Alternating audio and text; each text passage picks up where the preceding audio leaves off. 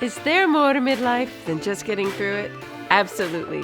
Welcome. I'm your host, Debbie Cunningham, jazz artist turned midlife mentor, and I'm here to say to you loud and clear, it's time for your midlife crescendo. Hello, friends. Welcome to week 3 of the podcast. It is January 19th, 2024 as I record this, and it is freezing in the South. We just had a record snowfall for Middle Tennessee. Personally, we had 7 inches in our backyard, and the temps dipped their toe into negative numbers. I moved to Tennessee many years ago from central Pennsylvania, and apparently I did not move south enough.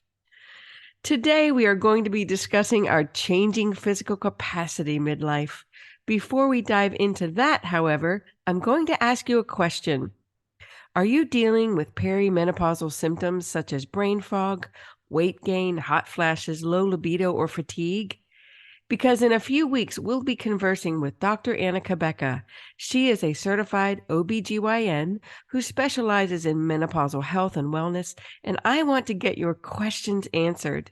Now, I know for some of you that it can be a little awkward to talk about these things, but I want to normalize this conversation. It's just a part of our life. So go to midlifecrescendo.com and you'll see a button that says submit your midlife questions here. Click the link and it will give you a form to ask your question privately. When you hit submit, the form comes directly to me and nobody else. Don't be shy about asking questions. It's the only way to get the support that you need. Okay, now on with the show. Today on the podcast, we are talking about our changing physical capacity midlife, our emotional red flags, and our narrative around the need for rest. Now, let me tell you about our special guest. Melanie Eddy is a wife of 38 years, mom of 3, and a grandmother of 1, who is the joy and delight of her yaya life, and currently she has a second grandchild on the way. Professionally, she has been a licensed mental health therapist for over 20 years. Early on, she specialized in child and family therapy, but 15 years ago, God called her to a new area of practice. As a trauma survivor, it was always her dream to work with Christian women to equip them in healing from trauma experiences and receiving their identity in Christ. She now specializes in working with Christian women. As a speaker, she teaches women about biblical identity so that they can take their place at the family table of God. Melanie resides in Philadelphia, PA with her husband, Mark, her dog Hezekiah, and her cat Apricot. As empty nesters, she and Mark have found fun ways to play together. They are absolute Nintendo nerds, and you will find them playing video games or board games on most evenings. Welcome, Melanie. I'm so glad to have you here on the podcast today. Well, I am just so excited to be here, Debbie. I'm actually like giddy inside. I'm just this new thing that you're doing. So I'm just thrilled to be here. Well, I'm so glad you're here. Melanie and I just read her bio, but Melanie and I have been long time friends, like over 30 years before we were married. Before Derek and I were married, Melanie and I have been friends. So we have a long history. We've watched both of our children grow up. And so Melanie is a dear friend, but she also is an amazing therapist, mental health therapist, as you just heard. And so I'm going to talk to you a little bit about that today, our changing capacity and the kinds of things that women talk to you about midlife. But first, my first question to every guest is tell us something unique about you that is not on your bio. Okay, well, I gave some thought to this and I'm like, oh my gosh, I was thinking about my answer. I'm like, if this isn't a midlife cliche. So here we go. To all my pickleball lovers out there, I know that you're out there, ladies. So last summer I discovered pickleball and I absolutely love it. And it's something now that I do regularly. And I know everybody makes jokes about it and this and that. But you know what? I really enjoy it. And That's awesome. yeah, so it's very competitive. So that's been fun. And my body loves to tell me about all the new aches and pains and injuries that I have. So this fits right in with midlife, doesn't it? Absolutely. I love that. That's funny because Derek and I have talked about trying pickleball now that we're older. We haven't done it yet, but we will. And I know your competitive spirit. So I want to get good before I play you for sure. Oh, you know it. Oh my goodness. It's no, on a serious note though, I think it's really important in midlife to continue to be achieving mastery in an area. It keeps our brains sharp and it keeps us well. And so it's really been great. I love it. I even got the little pickleball backpack and I have pink Oh, balls and oh, nice. That's I awesome. haven't invested in the outfits yet, but it's coming. It's Okay. I love that. I love that. Well, that's awesome. I'm sure we have a lot of listeners who love pickleball. So I have yes. a lot of friends who love pickleball, and we just haven't jumped on that pickleball bandwagon yet. Anyway, oh, good. Okay. So here we go. All right. So we are talking about midlife. We're talking about our changing capacity midlife this week. And I know that you speak to a lot of women in your practice. So tell me something. Is there a specific recurring theme about midlife, especially that you've heard from your women in your practice? What seems to keep coming up? Yeah, well, I think it's kind of that, and this is for me too. I'm 58 years old, so I am in midlife. And so I think it's that, sense of like this realization and this shock of like, oh my gosh, I can't do what I was able to do before, regarding like physically or even bigger emotional capacity, being able to juggle it all. Kind of like that shock of I'm just not able to do the things I could do in my 20s, and kind of coming to a place of acceptance about that. And what does it look like now for me to do all the things or all the expectations that maybe other people have of me, or even more importantly, what we put on ourselves as women. Oh yeah. I mean, I think that is probably the hardest reality about midlife is that all of a sudden all the things we used to do, we find our body aches more when we do even the exercises, the normal things we've always done. But also dealing with the fact that all of a sudden we can't juggle everything. We can't burn the candle at both ends and actually still be running on full capacity because it's just not there anymore. And that's a tough realization emotionally, I think. That when you move to midlife, you're first of all, you're tired all the time. Like, what the heck Yeah. happened? And that's our changing estrogen and all the things that are happening in our body. But it's really hard and then we want to supplement with something that's going to get us back to that 20-year-old body. And I think there's a segment of midlife where we have to learn how to accept, hey, I'm not a spring chicken anymore. And like, how do you encourage women to get to that place of acceptance? Because I think that's the first key, acknowledging what's happening and then accepting this is a normal passage of life. Yeah. And I think too, like, I know this might sound odd, but there's really a grief around this. Yeah, there's a grief process around it. Like, I mean, just before you and I came on here today, I said to you, well, I'm going for an MRI because I tore my rotator cuff, and I'm sure pickleball didn't help, right? Yes. And I'm feeling sad about it, right? Because like I can't play right now and I might be facing surgery, but it was like it hit me in the gut being so active and strength training and all this stuff. And then like, my body's just, it was like a shock. It was almost like, aren't I still 25? It was like, there's like a denial. I know. And even my husband and I joke about this all the time because I'm also 58. And we joke about, and he just turned 60 yesterday. He had his 60th birthday. Yay, happy birthday, Dirk. So we're at this point where we go to bed and we wake up with injuries and we go, what the heck happened overnight? Like, did I sleep wrong and my back is out? Like, what the heck happened? And it's just a huge change and a huge shift. And you're right. I think there is a grief around it. And And how do you process that kind of grief? I mean, it's normal grief. It's normal. Like life has changed. Our bodies have changed. And you can take injections and do all the things you choose to do or supplements.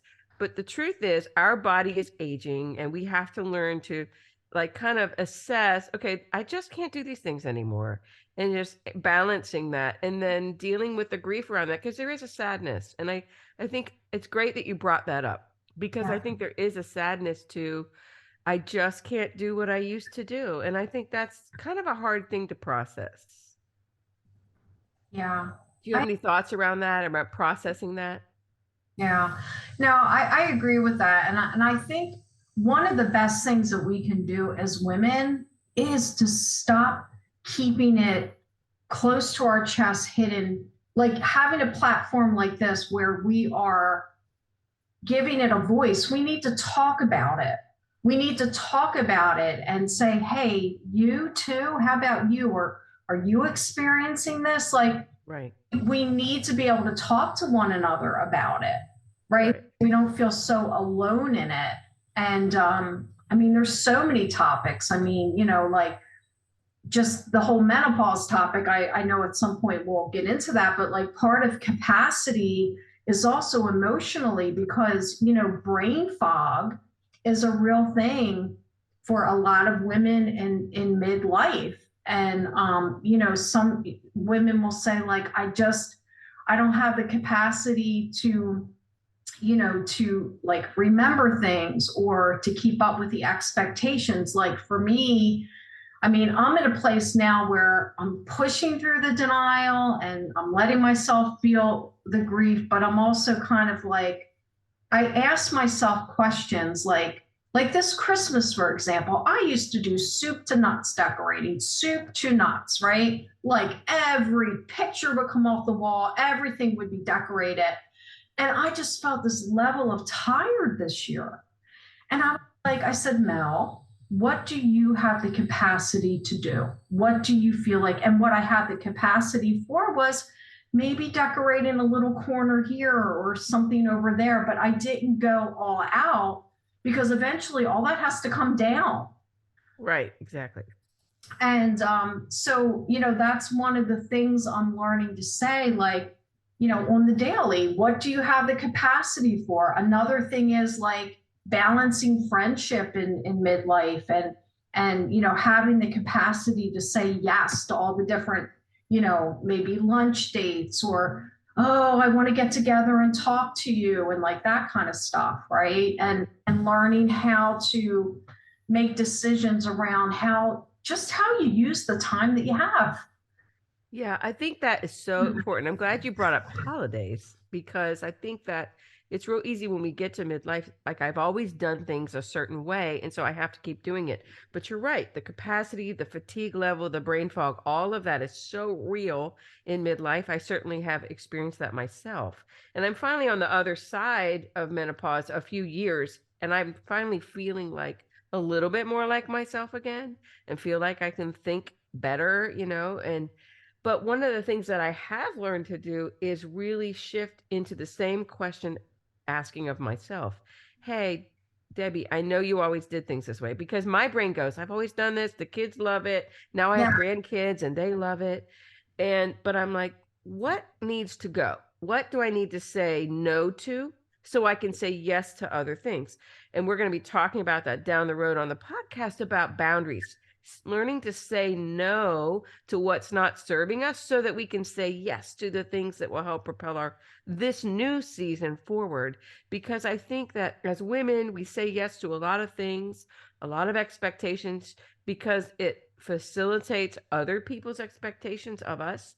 We Mm. don't want to let people down, so I think that's kind of in the middle of midlife. Changing capacity is learning, like, you know what? I'm not enjoying life saying yes to all of these things. How do I begin to say no? I still decorated, but not the way I used to. But my whole family was in this last Christmas. And I have one sister who wasn't able to come and a nephew who wasn't able to come, but I had 15 at my house and 9 who were here for 5 days. So there was a lot of cooking and prep work for several weeks in advance. but I wanted to enjoy the holidays, not just be exhausted through the holidays serving everyone. And I Yeah. thought to myself, what's important to me? And I think this is a shift midlife with our changing capacity. You have to take stock of, okay, what do I enjoy? What brings me joy? Because I want to enjoy my life daily. And then what do I need to let go of? Because it just exhausts me. I mean, Mhm. I remember when when my old OB went through menopause and it changed her practice because she said all of a sudden when she went through menopause personally, she said in the middle of the day when I didn't have a client, I was laying down on a gurney taking a nap. And she Yeah. said, I realized then, oh, I need to help my patients reassess. You need more sleep, or you need whatever it is they need, or more rest time midlife. And she said, I realized the reality of it as a doctor. And so I realized, like napping, people laugh like, oh, my parents take naps now. But I mean, sometimes you need a 20-minute power nap to get through the day. I mean, that's just part of the changing capacity. And so it did make a difference, and I enjoyed the holidays. I found great joy, and I didn't feel like I was just in the kitchen all the time or just serving everyone. But by changing what I always did to what I felt like was the best choice of my time. And it's important. I think it's really, really important. I'm glad you brought that up. Yeah, I think one of the questions that we're not used to asking ourselves as women is what do we need?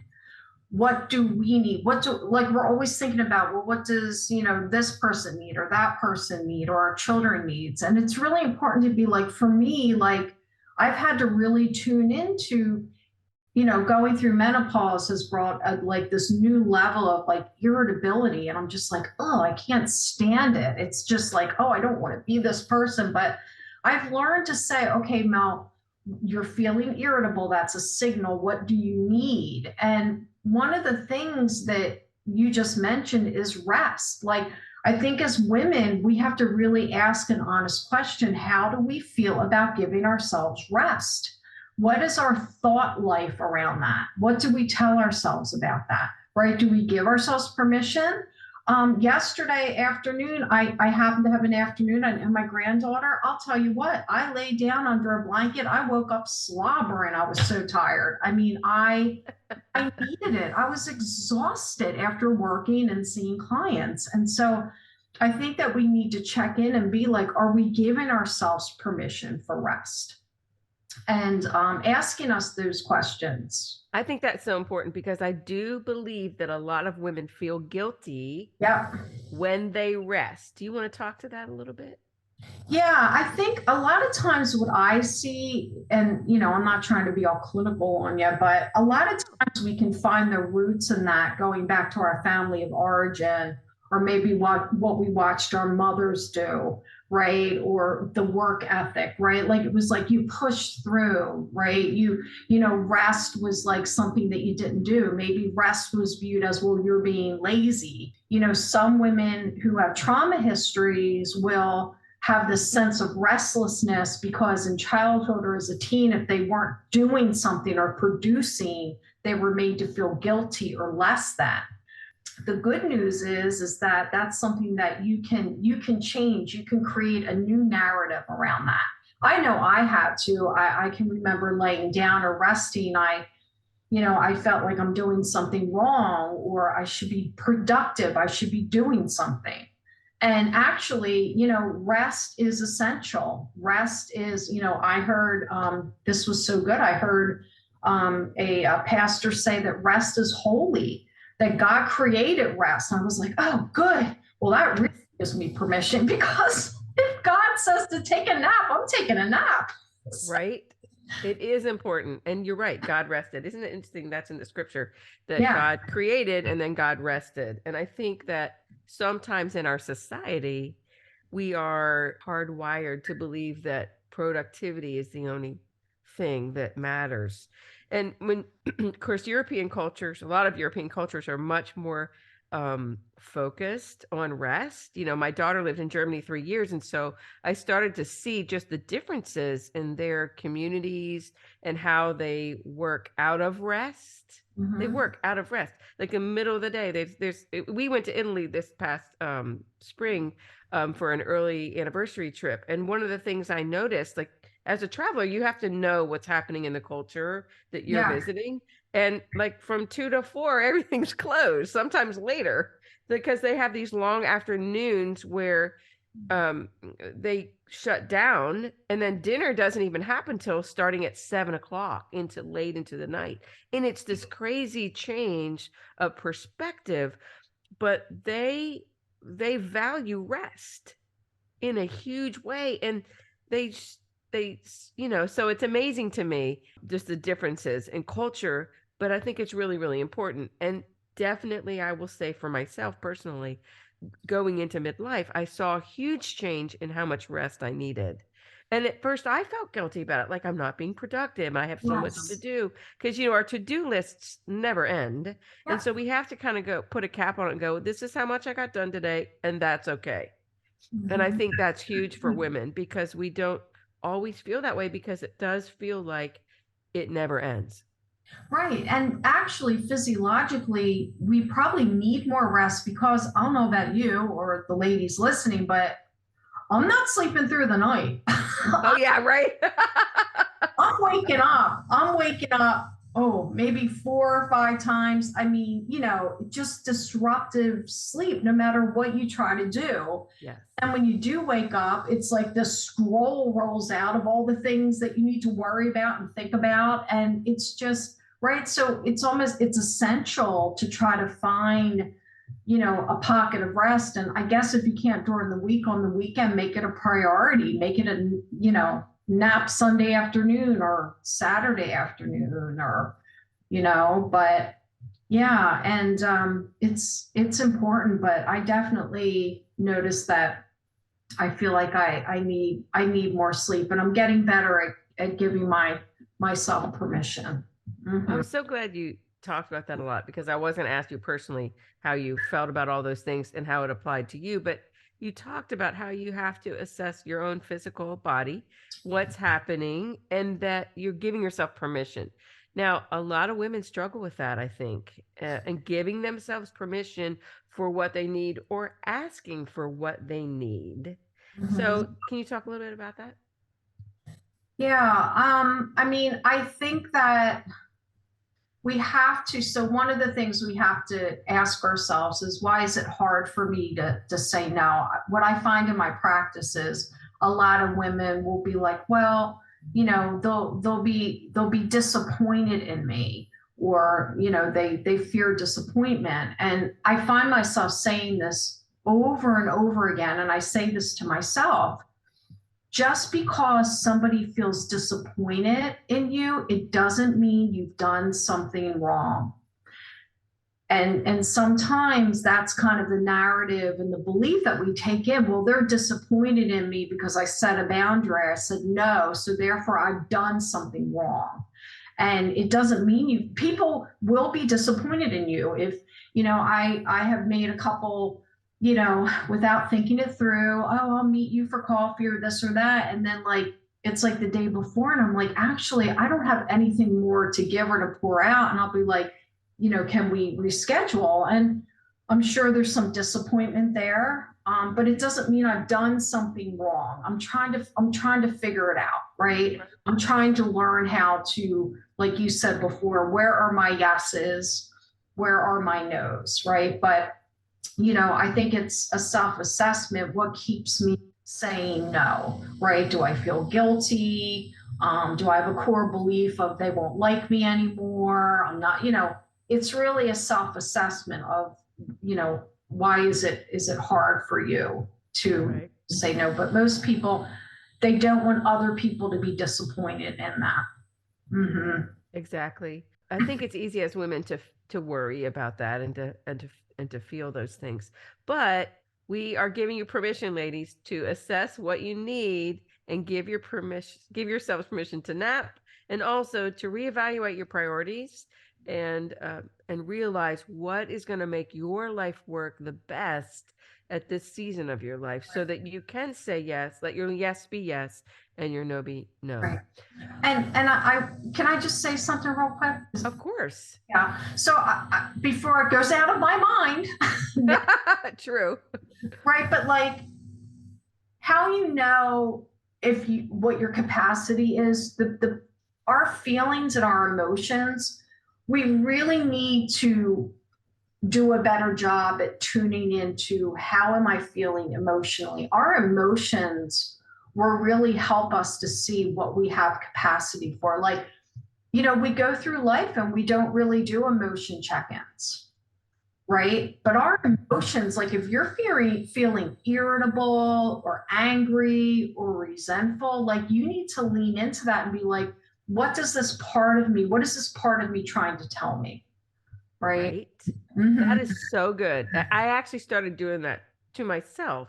Why am I feeling angry all the time when I'm doing this thing? And I realized for some seasons of my life that I've been overextending myself. So I was Yeah. angry because I had to keep producing or meeting someone else's need. And I was like, okay, this is over my capacity. And Yeah. that's why I'm angry. And so I need to go, I'm reevaluating. And I think I can't volunteer here anymore, or whatever it is, Yeah. or adjusting. Obviously, if you're mad that you have to cook dinner every night for your family, somebody needs to eat. But you have to go, okay, how can we work together as a family unit so that I'm not bearing the load? With a lot of women do bear a lot of the load at home. And so how can we balance that where other people are participating and I don't feel resentful? That's just a little example, especially where you're resentful, angry or resentful. I feel like that sends huge red flags into I might have a boundary issue here, or I'm overdoing and I need to cut back a little. Yeah, let resentment be your guide. Like, don't go to this place of, well, I feel guilty if I feel resentful. Like, let those parts of yourself be. Just say, this is a part of me. My resentment part is like waving a flag at me. And like, tune into it and be like, what is it that you want to tell me? What is it that you want to show me? You could even sit and make a list of what am I feeling resentful about? What do I need to maybe let go so I can have the capacity for more? Or maybe there's like a fitness class you wanted to take or something over here you want to do, but you can't because, you're doing these other things. So, feeling hard emotions like anger and resentment, they really are our guide. They're not something to be afraid of or to feel guilty about. They really can be helpful to us. That's what they're there for. I love that you talked about that. And I think we'll probably have you back on the podcast to do a whole emotional assessment about. That would be lots of fun. Look at me. Oh, it's fun. Fun times. But I love it. Yeah. But it's really true that they're flags. And I think we need to start looking at those things as flags and not feeling ashamed or guilty that we have these feelings.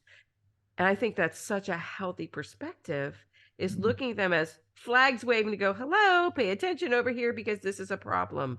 So that's awesome. And we're going to stop there for today. Okay.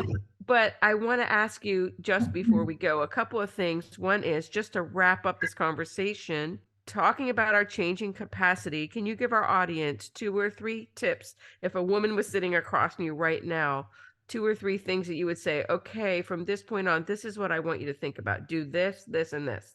These top 3 things you would recommend a woman do if she feels like I am overwhelmed. I've not been evaluating my changing capacity. I just know that I feel a wreck right now. What would you say to her? Yeah, I would probably say so. One of the tools, again, I'm always going to go back to emotions. Emotions are our guide. And there's a really wonderful tool out there called an emotion wheel. If you Google it, you could probably find it.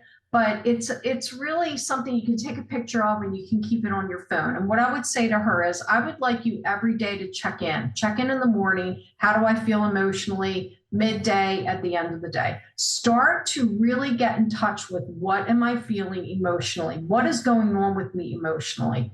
So I would really have that assessment start with them and really do a check-in.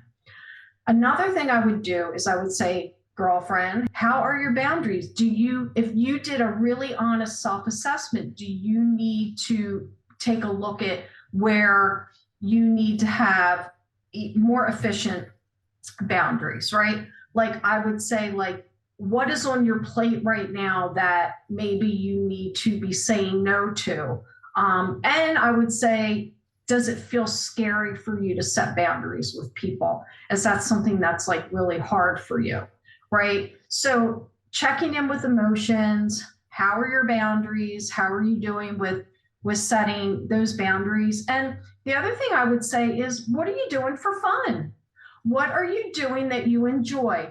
What are you out there on the pickleball court? Like, what do you do for you? What are you doing that brings you life, that is life giving, that brings you peace? What are you doing for fun? Are you having fun? We should still be having fun in life. There's still a little girl inside of us that wants to have fun and wants to be creative. What are you doing for you?